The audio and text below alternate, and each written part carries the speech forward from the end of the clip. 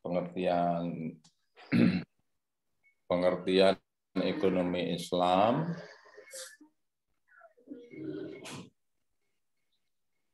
sebagai pengantar ya.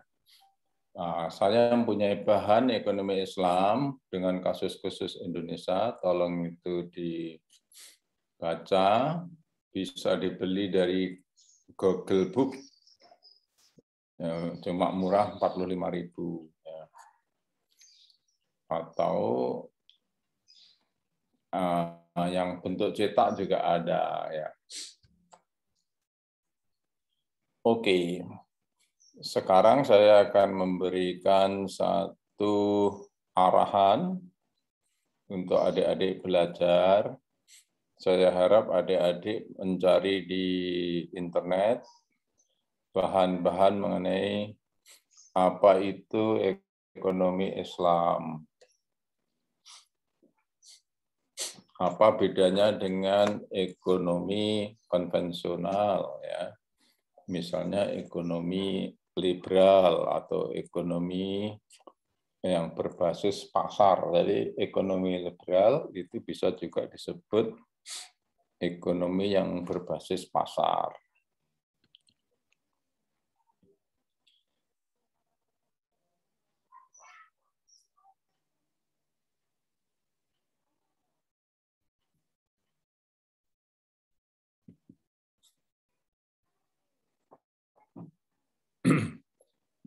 Di samping ekonomi yang liberal, ada juga di sisi lain misalnya ekonomi komando ya, ekonomi yang berbasis negara.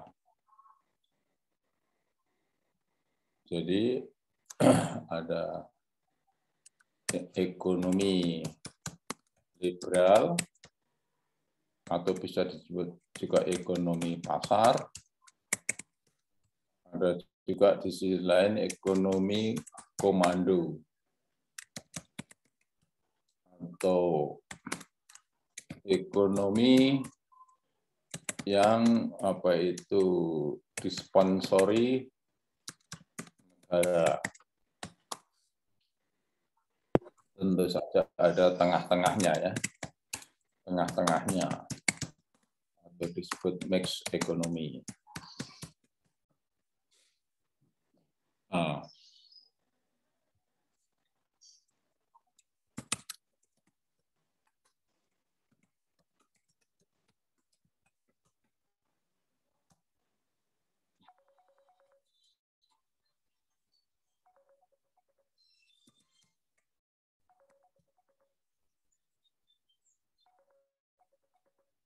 Halo, Mas? Ya. Oh, aku lagi ngajar di nih. Diwakili dulu ya, diwakili ya. Ya nanti diberitahu ya. Ya. Ya. Siap. Oke. Ekonomi liberal atau ekonomi pasar, contohnya adalah buku ini. Kelihatan nggak?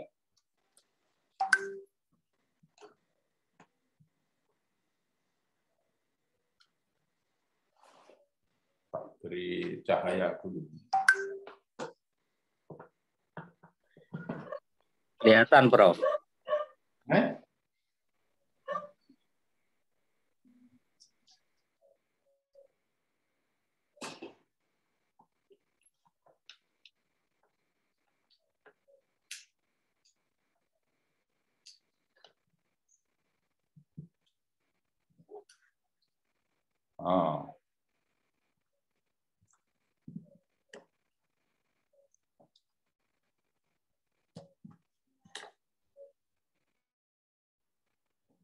Judulnya apa itu?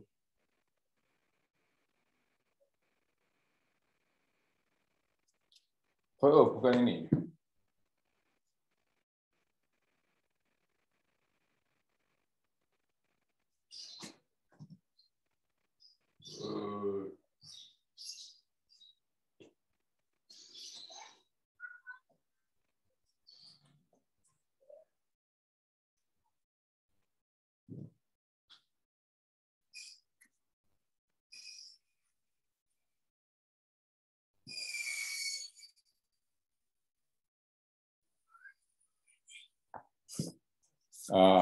Ini salah satu buku epistemologi ilmu ekonomi Islam, ya.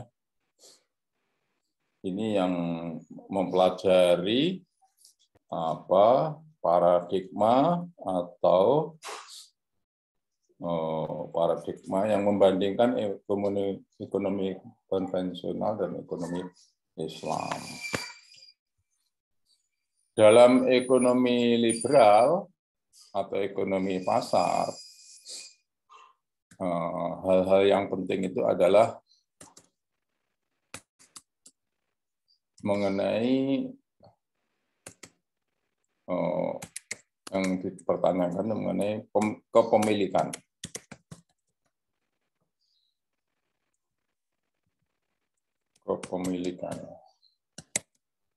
Kemudian peran negara.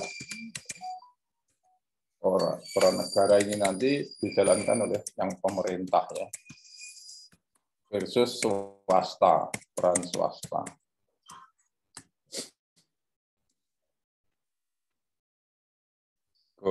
Kemudian mekanisme. Apa itu? Mekanisme ekonominya itu, atau sistemnya, ya, sistem produksi distribusi.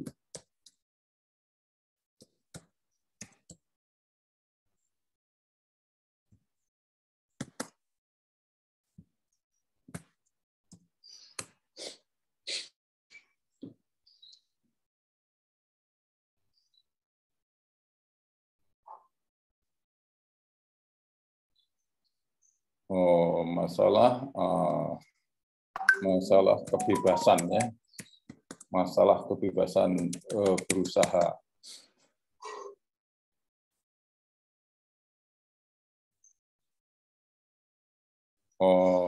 Kemudian misalnya masalah keberpihakan atau ideologi. Misalnya dalam Islam dilarang bunga, ya, itu untuk melindungi.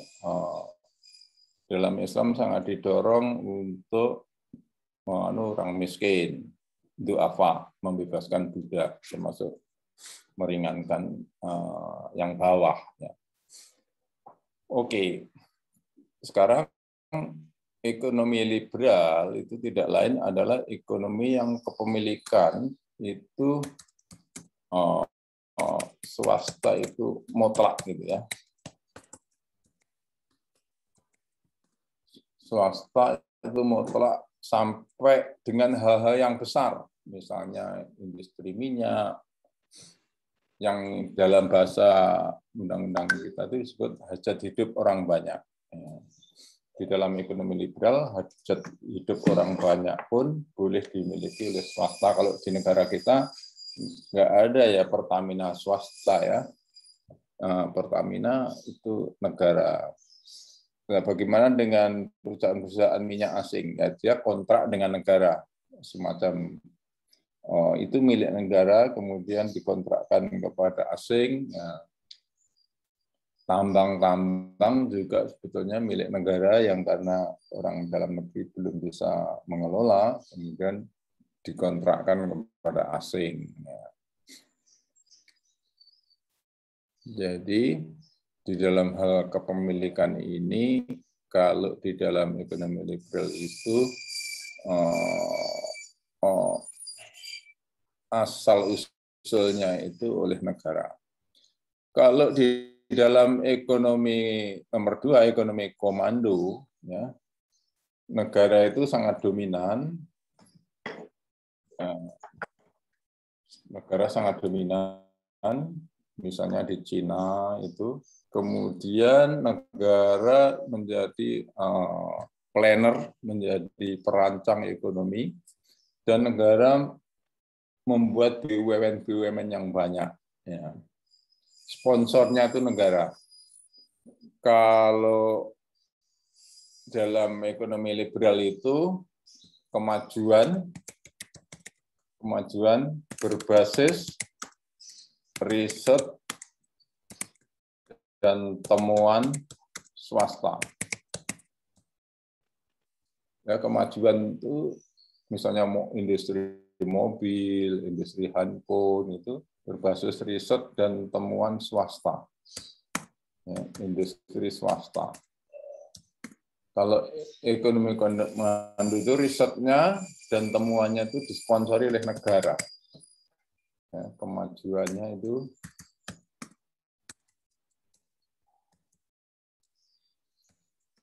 kemajuan atas sponsor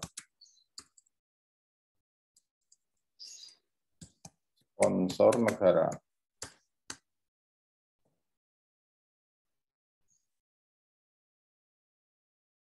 Kemajuan atas sponsor negara.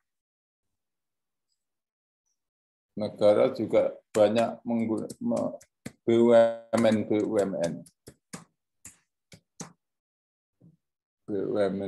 di berbagai industri.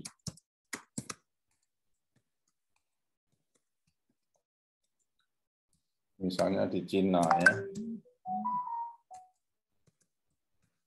Risetnya, kemajuan atau riset produk, riset barang-barang disponsor oleh negara. Nah, Indonesia itu ada di sini, ya. BUMN ada,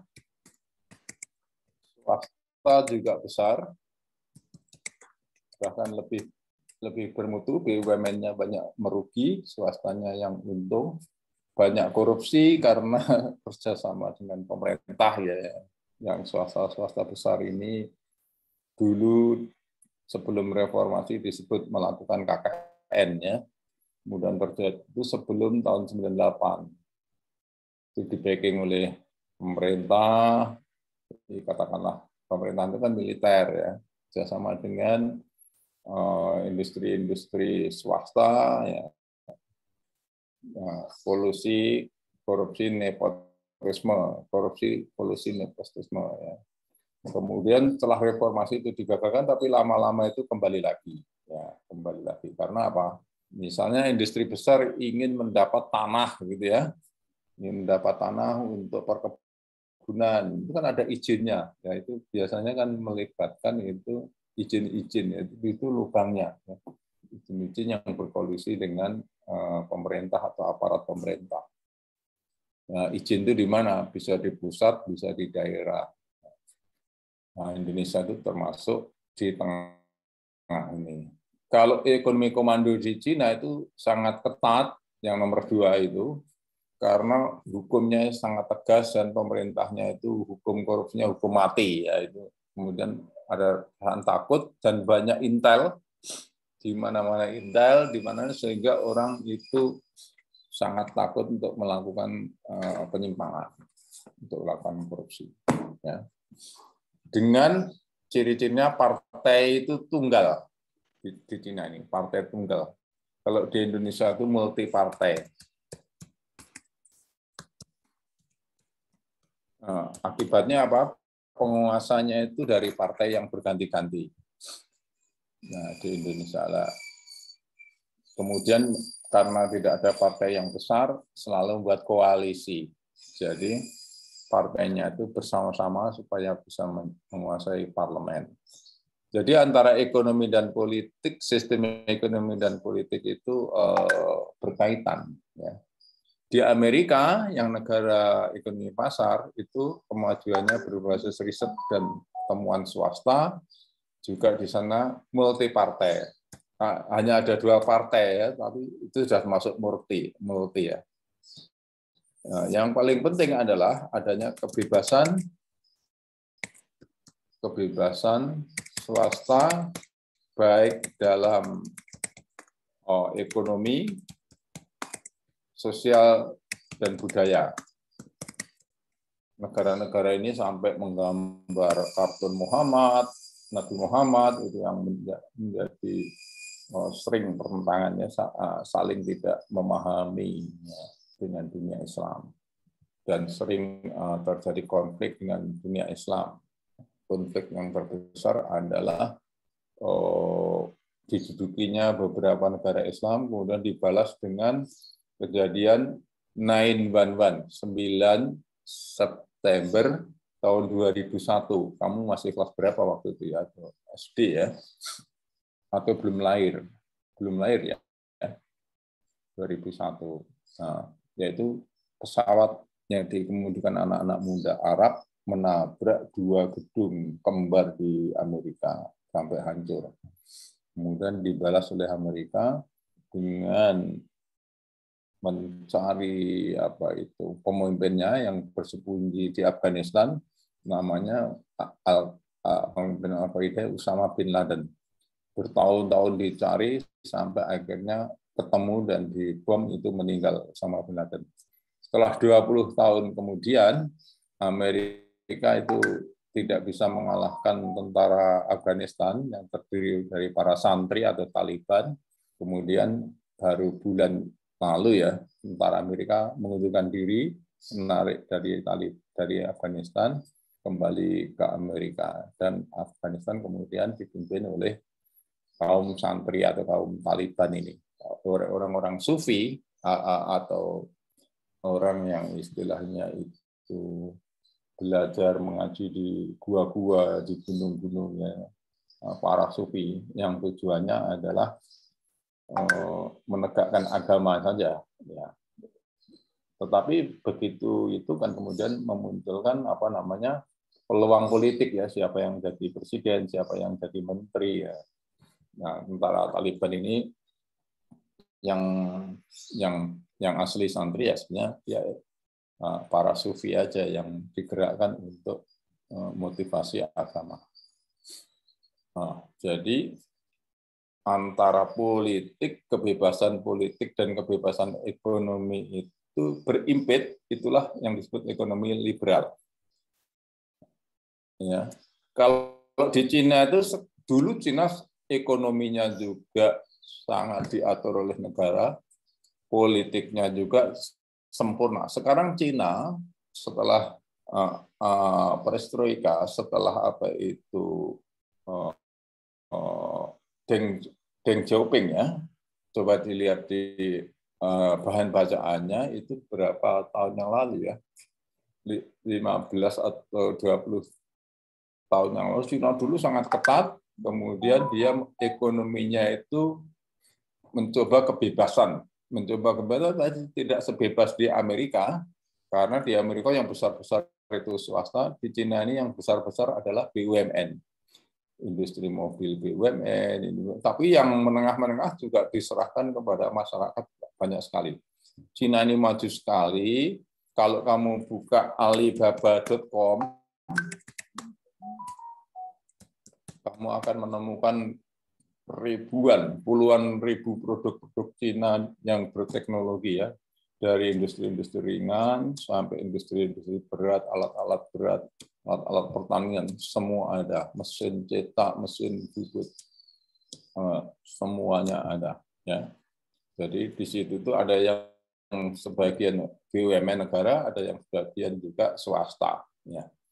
Jadi tapi konstruksi daripada negara dalam mengarahkan ekonomi itu masih tetap ya. Tapi ada ruang-ruang, dulu sangat ketat semuanya, terus kemudian tidak berhasil, kemudian diubah dengan mengadopsi. Nah, yang di tengah-tengah dua sistem ini yang dicoba oleh Indonesia dengan BUMN, ada juga swasta yang besar ya, ada juga sistem multipartai, kebebasan ya, kepemilikan juga ya. Apa bedanya dengan ekonomi Islam? Nah, sekarang ekonomi Islam.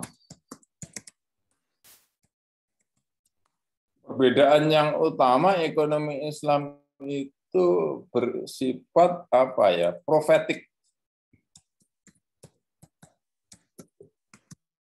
Dikaitkan dengan akhirat. Ekonomi itu kan masalah mencari uang ya. masalah mencari uang. Tetapi bagaimana bisa digabung dengan akhirat? Akhirat itu kan biasanya itu tindakan-tindakan itu sedekah, tindakan-tindakan zakat, ya itu yang yang secara umum itu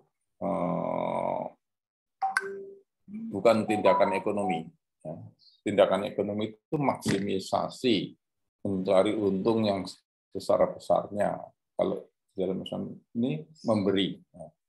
Jadi bagaimana memadukan antara akhirat ini yang profetik, yang bersifat kenabian atau keilahian, robani,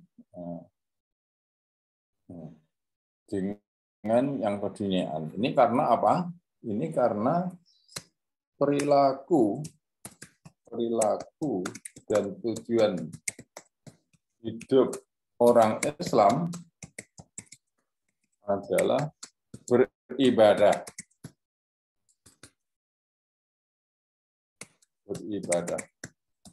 Dan karena apa? Tanggung jawab akhirat.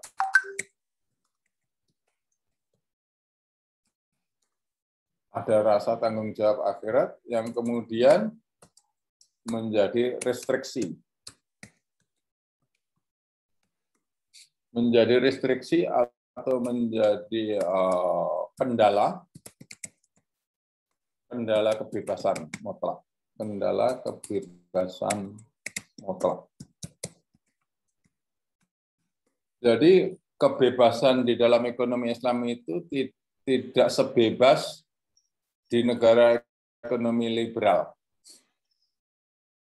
Tetapi tidak sampai kepada ekonomi komando. Dia juga tidak mau dengan sistem ekonomi komando. Basicnya itu kebebasan. Basicnya kebebasan. Kamu bebas, tapi kamu nanti akan dimintai pertanggungjawaban di akhiratnya. Nah, tetapi karena ini menyangkut orang banyak,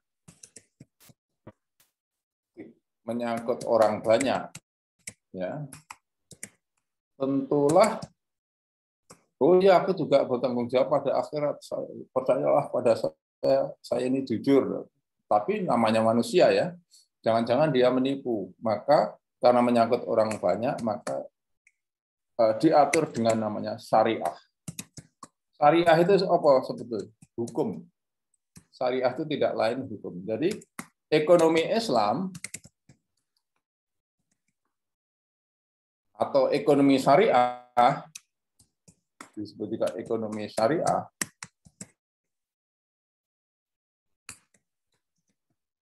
tidak lain adalah ekonomi bebas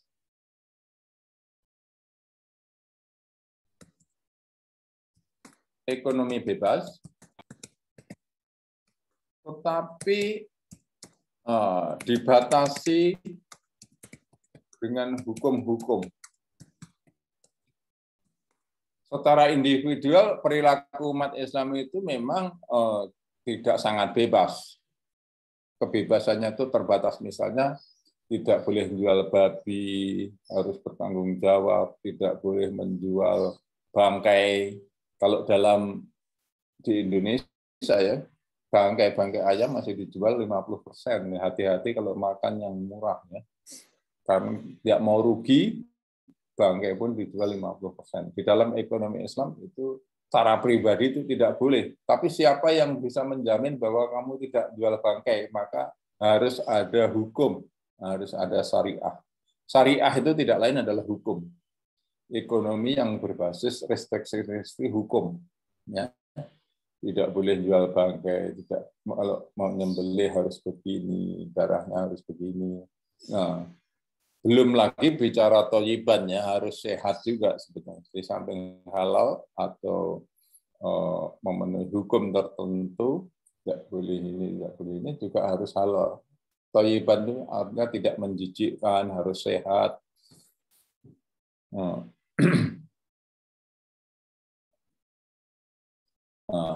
Hukum di dalam ekonomi Islam yang membatasi ekonomi itu apa? Mengenai barangnya itu sendiri.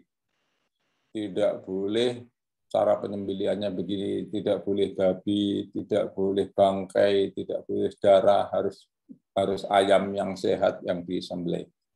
Di samping itu juga ada industri-industri yang tidak direstui, misalnya tidak boleh alkohol, meminumnya maupun industrinya, tidak boleh ada industri prostitusi.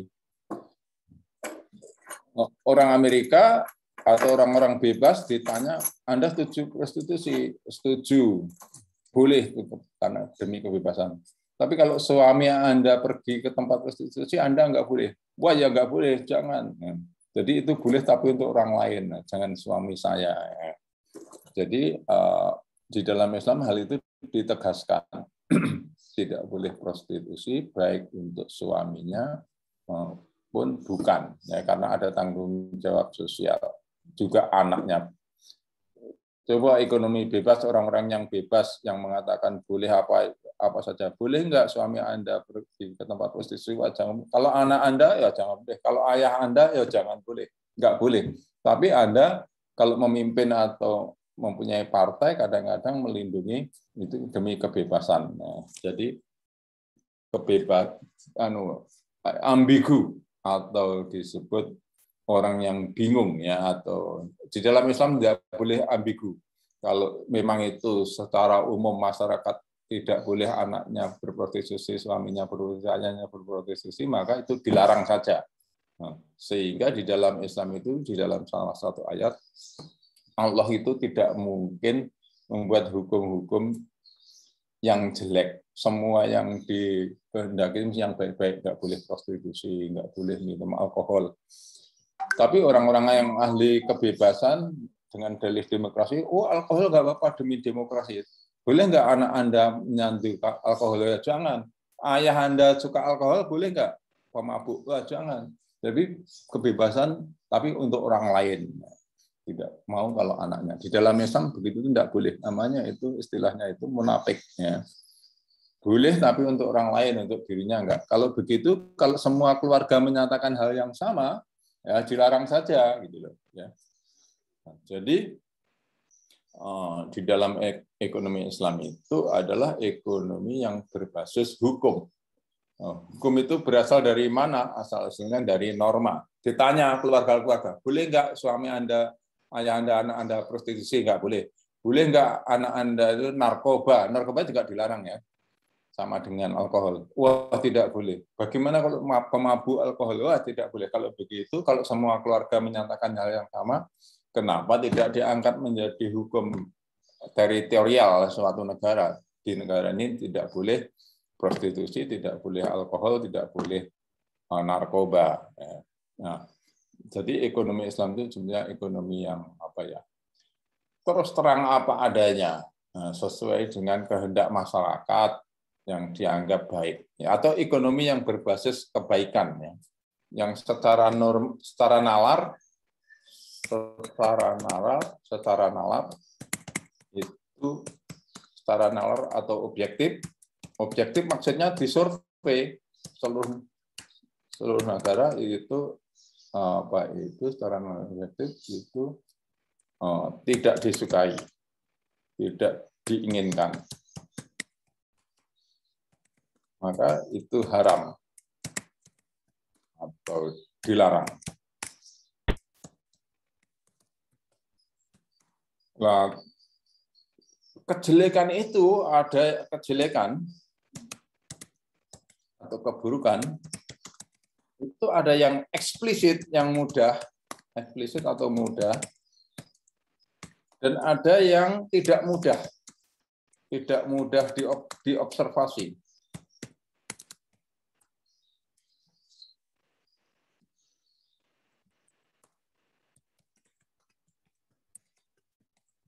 Contohnya adalah riba. Kalau prostitusi dilarang, makan bangkai dilarang, itu mudah, masyarakat itu mudah mengerti, oh iya memang itu berbahaya dan aku tidak ingin suamiku berprostitusi, anakku ke prostitusi, anakku narkoba, itu dilarang saja. Nah, tapi ada kejelekan, ada yang tidak eksplisit.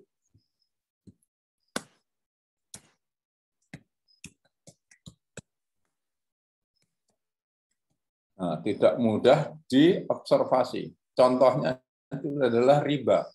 Nah, tetapi bisa dibuktikan bahwa sistem riba itu memberatkan si miskin. Ya, biasanya pada waktu itu datang orang kepepet kepada orang kaya atau orang yang punya uang, dan itu individual, itu pinjam. Aku pinjam 1.000 dinar atau 1.000 real ya. Oke, sebulan kamu kembalikan 1.100 atau 1.050. Nah, kalau tidak bisa, itu ditambah lagi. Oke, tak undurkan 2 bulan, tapi menjadi 1.200 ya. Nah, itulah sistem riba yang umumnya itu memberatkan kepada si miskin. Ya. Tetapi pada awalnya kelihatannya membantu karena sedang sakit, suami sedang sakit, atau anak sedang sekolah mau mantu. Wah, udah pokoknya yang penting ada uang kas. Pada awalnya kelihatannya membantu. Ya. Kemudian pada akhirnya itu adalah menjerat. Nah, oleh sebab itu hal-hal seperti ini dilarang di dalam Islam, walaupun itu tidak mudah diobservasi. Ya. Secara umum sistem riba, terutama itu yang memberatkan si miskin. Bagaimana dengan sistem riba yang tidak terlalu memberatkan si miskin? Karena ayat-ayat riba itu semula yang memberatkan. Kemudian semula jangan riba yang berlipat ganda itu semakin memberatkan. Kemudian tapi akhirnya itu dilarang sistemnya itu, ya. Sistem riba itu sistemnya itu sendiri yang dilarang. Yang mungkin itu tidak terlalu memberatkan kepada si miskin itu atau terhadap industri misalnya. Misalnya dengan suku bunga mungkin hanya 7%, 8% setahun, ya, 9% yang tidak terlalu memberatkan. Tapi sistemnya itu sendiri secara dunia itu menyebabkan apa? Sistemnya ini secara dunia, secara global menyebabkan volatilitas atau volatilitas keluar masuknya valuta dari atau ke suatu negara yang kadang-kadang menyebabkan suatu krisis ekonomi. Ya, misalnya pada tahun 98, kamu juga belum lahir, menjelang reformasi, 97, 98 itu, uang-uang dolar yang semula masuk ke Indonesia tiba-tiba ditarik keluar. Sehingga padahal uangnya sudah terlanjur dibelanjakan jadi gedung, jadi hotel, jadi jalan raya untuk membangun ini, ditarik sudah nggak ada uangnya. Dan itu dibelanjakan kepada negara yang membeli dolar itu sendiri. Misalnya Amerika atau apa itu mencetak dolar, kita dapat dolar dibelanjakan ke Amerika sendiri, kita jadi gedung, uangnya sudah kembali ke Amerika. Wah, tiba-tiba dolar yang dipinjamkan di Indonesia itu ditarik, ya sudah nggak ada. Akhirnya harga dolar itu naik. Waktu itu naik sampai 600%, dari 2.300 menjadi 15.000, 16.000. Ya kan? Terjadi kemacetan pembayaran yang luar biasa.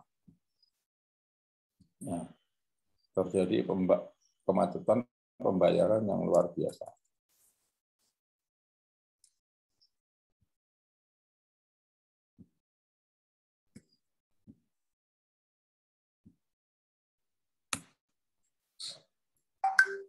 Jadi sistem riba itu mungkin secara mikro masih menguntungkan ya. Oh, saya pinjam bank, akhirnya industri saya jaya ya. Tetapi sistemnya itu sendiri secara global itu menyebabkan volatilitas keluar masuknya valuta dari atau ke suatu negara, menyebabkan krisis ekonomi ya. Contohnya adalah krisis 1998. Namanya krisis moneter. Nanti kamu buka di Google penjelasan dari krisis itu apa. Tahun 2008 sistem ini juga menghancurkan Amerika. 8 tahun dan ada krisis keuangan Amerika.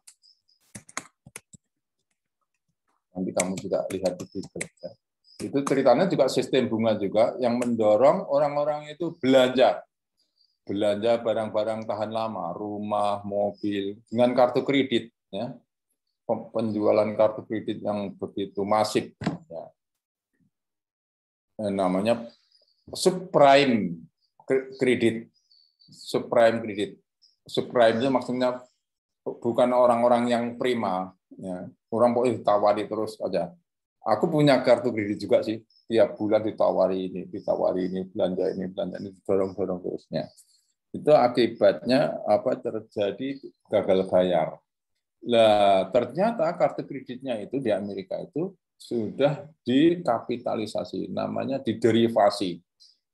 Nah, misalnya begini, saya perusahaan atau saya sebuah bank, saya mempunyai nasabah, kemudian nasabah saya itu saya uangkan gitu loh. Saya mempunyai nasabah sekian, beri aku uang depan. Ya.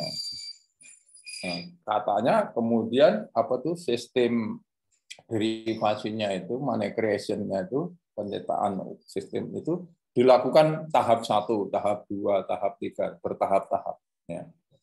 Money creation, ya, penciptaan uang dengan jalan apa? Menjual agunan, begini-begini. Oke, jadi kembali lagi mengapa sistem riba itu dilarang. Pertama, riba-riba yang besar itu memberatkan si miskin. Yang kedua, sistemnya itu sendiri sering mengganggu negara-negara kecil. Oke.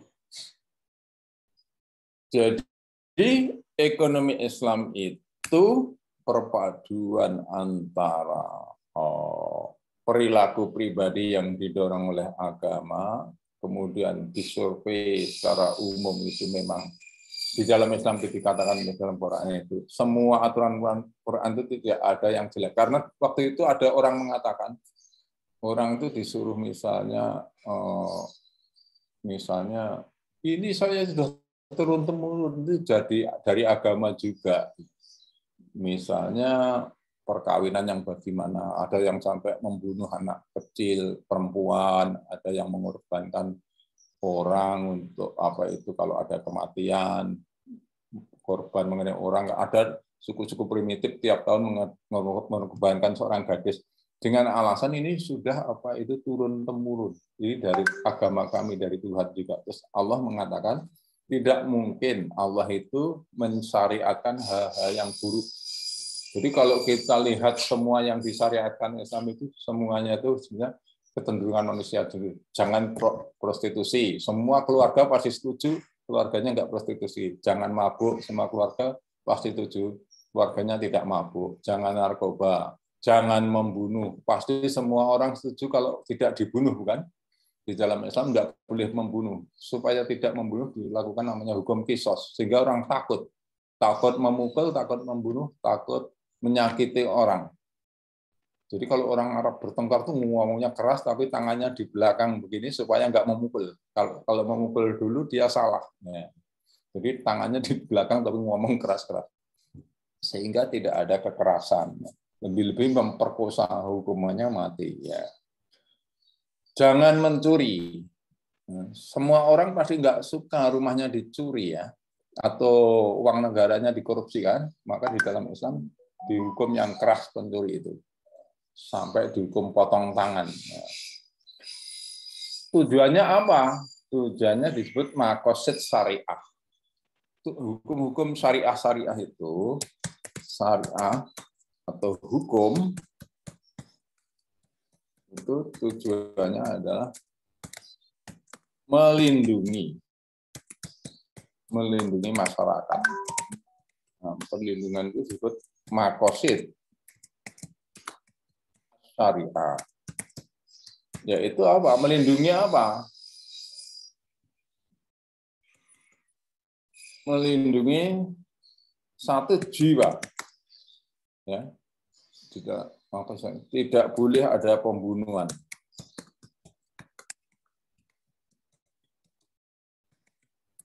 Ya. Di dalam ayat itu membunuh satu orang sama dengan membunuh manusia seluruhnya. Walaupun hanya satu orang tidak boleh dibunuh. Ya. Kecuali ada juga orang yang harus dibunuh, yaitu orang yang membunuh itu sendiri. Orang yang membunuh terbukti kamu membunuh, oke, kamu dihukum yang sama. Supaya apa? Supaya takut orang lain tidak akan membunuh. Jadi harus melindungi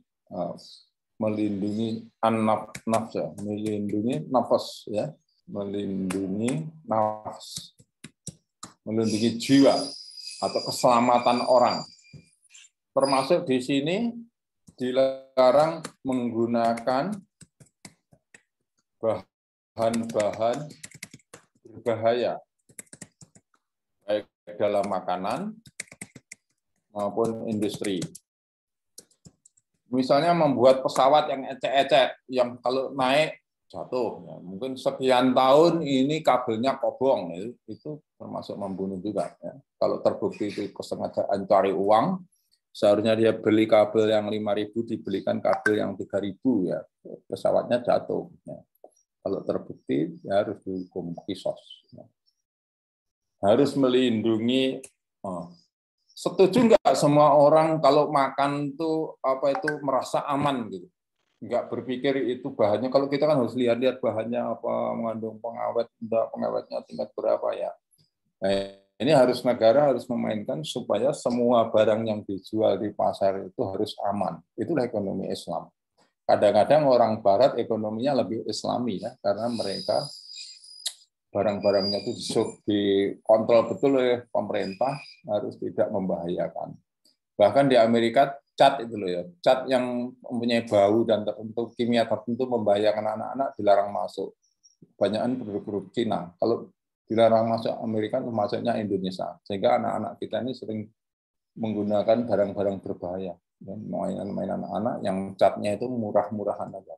Tapi karena ya kemampuan ekonominya rendah, akhirnya itu. Kemudian melindungi harta.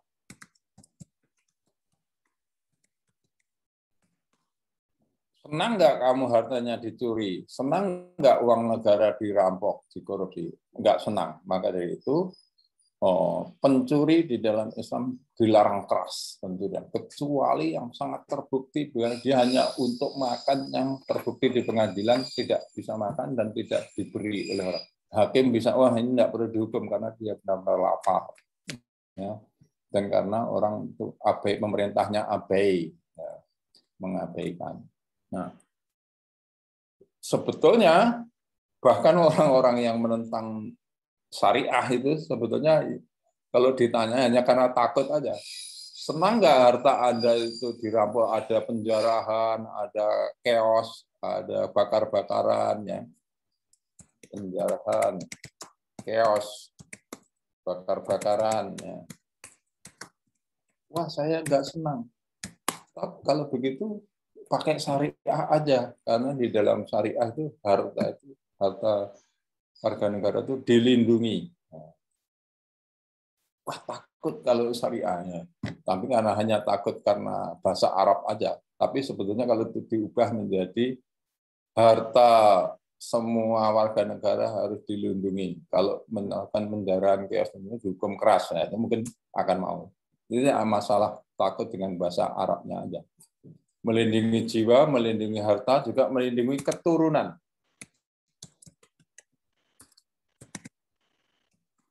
Semua orang harus mempunyai garis nasab yang jelas. Apa hubungannya dengan ekonomi? Kayak masalah waris. Ini siapa yang bisa mewarisi hartanya? Kalau orangnya nggak punya harta, ya mungkin nggak begitu. Tapi kalau orang hartanya sekian miliar, sekian triliun, wah ini bisa menjadi sengketa. Ya. Maka keturunan harus jelas. Pernikahan harus jelas, nggak boleh abu-abu. Ya. Kalau enggak, dia akan mendolimi. Misalnya menikah tidak didaftarkan ke KUA, nikah siri itu kasihan nanti anaknya. Ya. Mendolimi anaknya sendiri tidak mendapat warisan. Kalau apa? Kalau hartanya itu cukup lumayan, ya. Seandainya tidak lumayan pun juga harus jelas ayahnya siapa, melindungi keturunan, ya. Dilarang melakukan atau perzinahan, prostitusi, juga melindungi keturunan itu dengan pendidikan yang baik, kemudian menjadi sopan santun anak-anak supaya tidak menjadi liar, menjadi bangsa yang liar, ya. Versus bangsa yang liar, ya. Itu juga dalam melindungi keturunan juga, ya. Melindungi jiwa, melindungi harta, melindungi keturunan, juga agama. Di dalam Islam tidak ada paksaan dalam agama. La ikraha fiddin. Tidak ada paksaan. Tidak ada paksaan dalam agama. Ya. Semuanya dilindungi dalam negara syariah Islam, tidak boleh dipaksa. Pada waktu orang-orang Islam menguasai Spanyol dan sebagian beberapa kota di Prancis 800 tahun, itu masyarakatnya tetap Kristiani, tidak disuruh, tidak dipaksa, ya, tidak dipaksa. Di India juga begitu.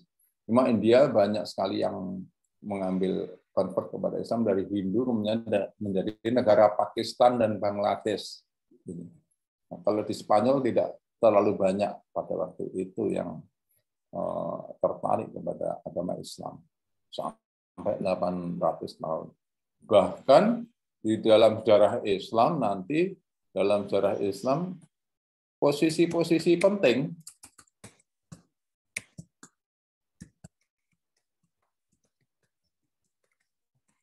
dalam pemerintahan khalifah, ya, itu banyak dari orang Nasrani. Kenapa? Karena orang Nasrani pada waktu itu mempunyai keahlian-keahlian dan peradaban yang lebih tinggi, yang sudah tinggi. Nah, biasanya mengetahui baca tulis, mengetahui budaya, mengetahui ya, baik itu di Mesir, di Arab, di Syria, di utara, di Asia Tengah, di Turki, ya. Nanti kalau kamu baca buku sejarah Islam yang ditulis oleh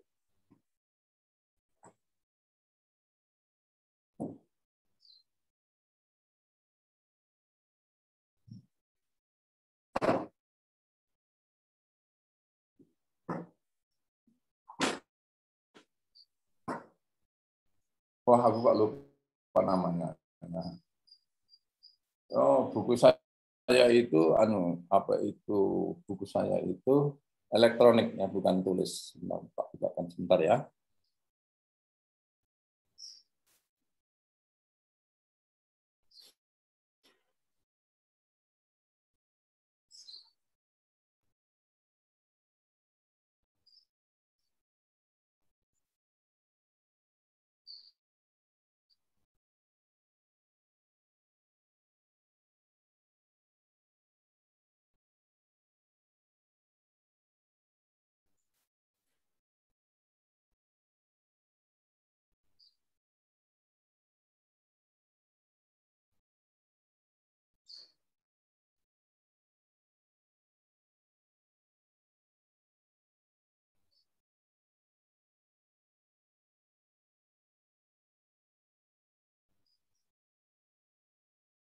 Gimana ya buku saya dulu?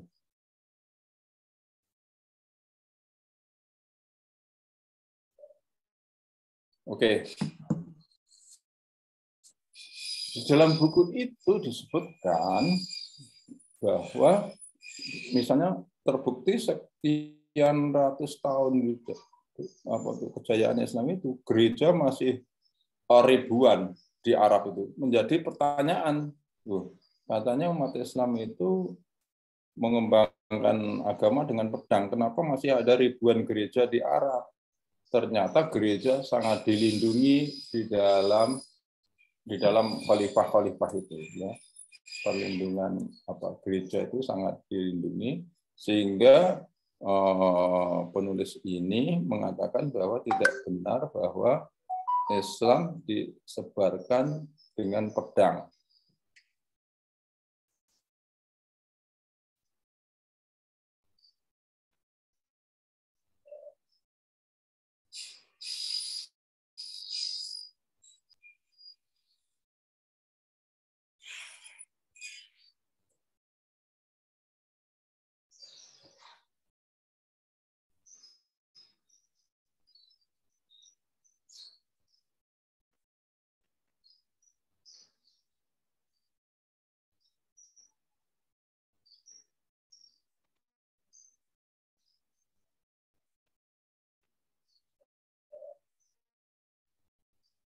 Nah, ini bab mengenai toleransi ini sudah saya kumpulkan.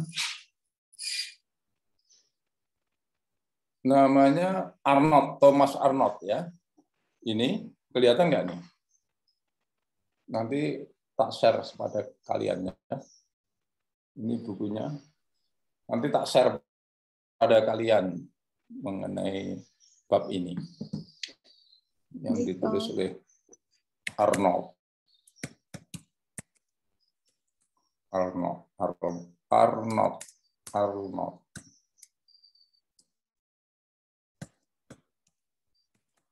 Arnold. Oke, untuk sementara sekian dulu pengantarnya. Nanti banyak-banyak kamu bingung. Ya. Kamu saya tugasi mencari di Google apa itu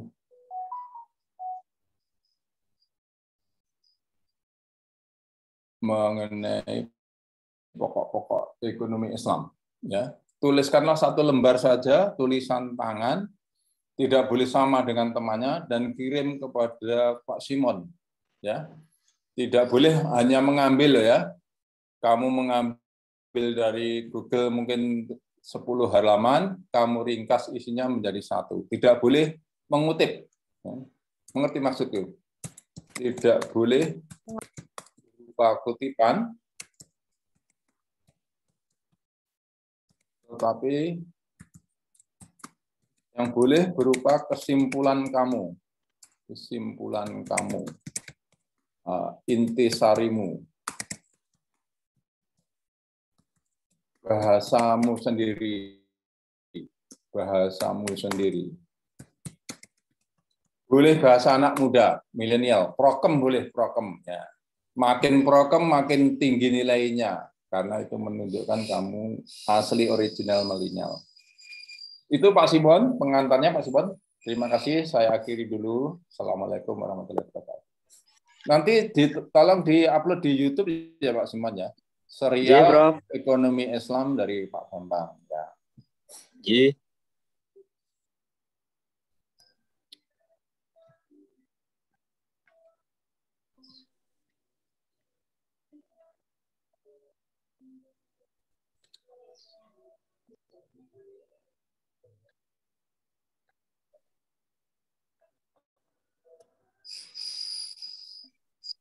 Oke teman-teman, mungkin itu ya yang disampaikan Prof. Bambang, dan jangan lupa untuk tugasnya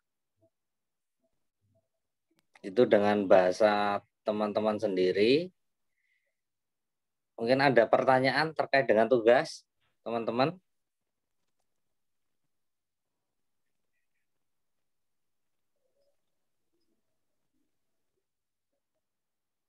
Deadline pengumpulannya hari apa, Pak? minggu depan ya, sebelum pertemuan. Lanjut, Pak. Dikumpulkan ke Pak Simon atau mana, Pak? J, dikumpulkan ke saya ya. Ye. Oke, gitu teman-teman. Kalau enggak ada pertanyaan, mungkin bisa kita akhiri ya. Oke, terima Pak. kasih. Terima kasih Pak Bambang dan terima kasih teman-teman atas partisipasi dan perkuliahan pada hari ini. Wabillahi taufiq wal hidayah. Wassalamualaikum warahmatullahi wabarakatuh. Waalaikumsalam warahmatullahi wabarakatuh. Terima kasih, Simon. Terima kasih, Prof. Saya N, G. J, Pak. Pak.